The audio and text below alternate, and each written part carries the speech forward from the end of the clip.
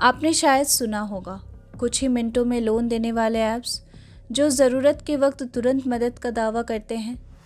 लेकिन सुपौल बिहार से आई ये कहानी दिखाती है कि कैसे यही मदद कई जिंदगियों को बर्बादी की कगार पर ले आती है। 28 वर्षीय मोहम्मद रुस्तम की ज़िंदगी इसका जीता जागता सबूत है। मजदूरी कर अपने परिवार का पेट पालने वाले रुस्तम ने एक ऐप से महज 30,000 का छोटा सा लोन लिया था, लेकिन हालात बिगड़ गए, काम बंद हुआ, आमदनी ठप हो गई और लोन चुकाना मुश्किल हो गया। फिर शुरू हुआ धमकियों का सिलसिला। हर दिन कोई ना कोई एजेंट घर पर पहुंचता, गालियां, बदतमीज़ी और औरतों पर अशोभनीय टिप्पणियां करता। मजबूरी में रुस्तम ने एक लोन चुकाने के लिए दूसरा लोन लिया और फिर तीसरा भी। अब हालात ये हैं कि उनके ऊपर 3 लोन हैं और उनकी मानसिक हालत इतनी बिगड़ चुकी है कि हर पल वो डर और तनाव में जी रहे हैं। ये सिर्फ रुस्तम की नहीं बल्कि सुपौल के सैकड़ों लोगों की कहानी है। वो लोग जो डिजिटल लोन के जाल में फंस चुके हैं और जिनकी आवाज़ शायद ही कोई सुनता है। देखिए सुपौल से विलबिंदु की ये खास ग्राउंड रिपोर्ट। समूह लोन आप भी लिए हैं, एक के चक्कर में दूसरी उठाने पड़ा, दूसरी के चक्कर में तीसरी उठाने पड़ा और ये डोज डाला तो वो भी डोज डालने लगे। इसी के चलते से जो हम लोग का दिमाग चक्कर दे रहा, आप कहाँ से इतना किस्ती कटाएंगे, खाने के लिए घर में 1 रुपया नहीं है। उधर से बोलता है ये ले जाएंगे, वो ले जाएंगे, ब्रांचों ही सारा लोग आता है तो हम लोग क्या करेंगे आप ही बताइए। मतलब कहता है घर का सामान ले जाएंगे, घर का सामान और ले जाएंगे, नहीं तो होता है तो बकरी गाय बेच के दीजिए, कहाँ से हम लोग दे पाएंगे, सो बताइए। एक लोन लिए थे आप, उसको चुकाने के लिए फिर दूसरा लोन लिया। उसके चुकाने में 3-4 गो लोन हो गया। और कोई लोन चुक पाया अभी तक? कोई लोन अभी तक खत्म हो पाया? ऐसे ही सब लोन कटने वाला है, ठीक है। उसका जो है ना मूड भी कट गया, उसका जो बचा हुआ है हम लोग पे ब्याज बचा हुआ है। अच्छा, कितना ब्याज है? ब्याज ऐसे ही 2 या 3 टका पर दिया था, लेकिन बहुत ब्याज ले रहा है अभी। कहा था 3 टका पे, हाँ, लेकिन ले रहा है बहुत ज़्यादा ब्याज ले रहा है। अंदाजा है कितना प्रतिशत आप लोग से ले रहा है इसका? इतना अंदाजा तो नहीं है अभी हम लोग के पास। किस कंपनी से? LNT में, RBL में। 2 कंपनी से लिए हैं, दोनों से 40-40 हज़ार रुपये लिए। कितने दिन पहले लिए हैं? लॉकडाउन से पहले लिए थे, लॉकडाउन लग गया, हम नहीं भर पाए। नहीं भर पाए? कुछ भी 1 रुपया भी नहीं भरा? हाँ, आधा भरे। आधा भरे थे? एकटा में आधा भरे, एकटा में 1 ठो भरे। लोग कंपनी ज़बरदस्ती कर रहा है। जो 40,000 का लोन 20,000 भर दिए, वो 60,000 मांग रहा है अभी। कोई बोलता है 50,000 दो, कोई बोलता है 60,000 दो, बकरी ले जाएंगे, ये बर्तन बेच करके दो, ये बेच करके दो। हम लोग गरीब आदमी कहाँ से देंगे? घर रहने के लिए अभी है ये नहीं है, उसको पैसा कहाँ से हम लोग दे पाएंगे? आप 40,000 लोन लिए थे? 40,000 लिए थे। साल की बात है ये लॉकडाउन से पहले की बात है। और 20,000 आप दे दिए थे। और अभी वो बता रहे हैं कि 60,000 देना पड़ेगा आपको। अच्छा। लॉकडाउन के चलते वो किस्ती लेने के लिए नहीं आया, गलती उसका था और भुगतना पड़ रहा हम लोग को, परेशान हम लोग को कर रहा है। रंगदारी से एकदम रंगदारी का साथ बतियाता है वो लोग आकर के।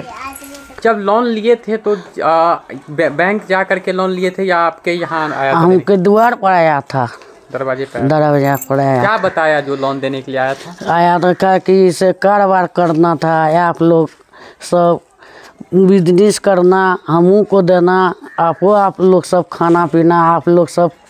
अब सर भर रात तो बैठ को रहता है सर, तब तक हम लोग सबको टका नहीं जुड़ रहा है। अब भर रात बैठ को चल जाता है, कहता है गाड़ी गुलन देने के लिए, तो कम लोग सब का है गाड़ी गुलन। वो आके घर पे बैठ के गाली गलौज करते रहता है, शाम तक बैठे रहता है, कहता है टका देना पड़ेगा, दो तब जाएंगे, न तो बकरी दो, न तो कोनो चीज़ बनने के लगा के दो। यही सब परेशानी है। घर में बाल बच्चा है छोटा छोटा खाने वाला, कहाँ से हम लोग कमाते हैं? 200 रुपया वही खाने खर्चा में जाता है। जब मीटिंग होती है गांव में आकर के मीटिंग भी करते हैं वो लोग? हाँ, मीटिंग करता है। मर्द लोग जाते हैं? आप लोग नहीं, किसी को नहीं जाना देता है, बैठने के लिए नहीं जाता देता है हम लोग। और महिलाएं से सारा चीज़ महिलाएं से सब गप करता है। बोलता है जो पैसा नहीं दीजिएगा तो वैसे करेंगे, बकरी खोलेंगे, गाय खोलेंगे। हम लोग सर नुका जाते हैं सर। कि जब वो आता है तो आप लोग घर से निकल जाते हैं, नुका जाते हैं। वो चला जाता है तब हम लोग घर आते हैं। बहुत तरीक़ा से बात करता है, बहुत गंदा गंदा बात बोलते हैं, इसीलिए हम लोग घर से निकल जाते हैं। वो लोग गंदे तरीके से बात करते हैं? हाँ। तो आप लोग कभी शिकायत भी किए हैं इसको लेकर के किसी के पास? हाँ सर, हम लोग शिकायत किए थे, आप देखिए आगे बढ़ क्या होगा। शिकायत किए थे? हाँ। अभी आप सरकार से क्या मांग करते हैं लोन को लेके? यही मांग करते हैं जो लोन बंद हो जाएगा सर, हम लोग से पता नहीं चलता है।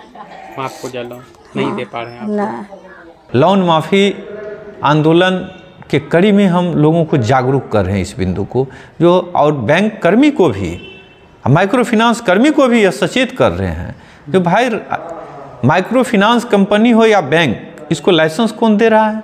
तो बैंक सबको RBI दे रहा है, रिजर्व बैंक ऑफ इंडिया दे रहा है। तो रिजर्व बैंक ऑफ इंडिया जब इसको लाइसेंस दे रहा है तो उस वक्त यह स्पष्ट करता है जो आप किन शर्तों पर आपको लाइसेंस दी जा रही है, उस शर्त का उल्लेख रहता है वहाँ।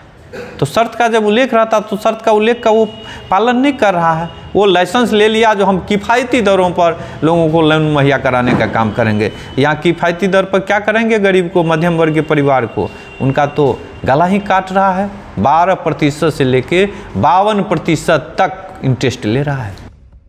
आपने देखा कि कैसे सुपौल के आम लोग ज़रूरत के वक्त लिए गए लोन के कारण आज तनाव और अपमान की ज़िंदगी जी रहे हैं। जब लोन नहीं चुकता तो रिकवरी एजेंट का आतंक शुरू होता है, जो RBI की गाइडलाइंस को ताक पर रखकर लोगों की गरिमा को रौंदते हैं। कभी घर में घुसकर डराना धमकाना, कभी मवेशी या घर का सामान बेचने की धमकी देना। कई बार तो ये एजेंट रात भर घर के बाहर डटे रहते हैं। अब लोग लोन नहीं, मानसिक तनाव और सामाजिक अपमान चुकता कर रहे हैं। लेकिन सबसे बड़ा सवाल यही है, क्या सरकार और RBI कोई ऐसी सख्त नीति लाएंगे जो इन प्राइवेट लोन ऐप्स की मनमानी पर रोक लगाएं? क्या कोई इन लोगों की ज़मीनी हकीकत को सुनने वाला है? अगर आपको हमारी रिपोर्ट अच्छी लगी तो हमें कमेंट कर ज़रूर बताएं, साथ ही इसे ज़्यादा से ज़्यादा लोगों तक पहुंचाएं। और ऐसे ही तमाम ग्राउंड रिपोर्ट्स को देखने के लिए डेमोक्रेटिक चरखा को ज़रूर फॉलो करें।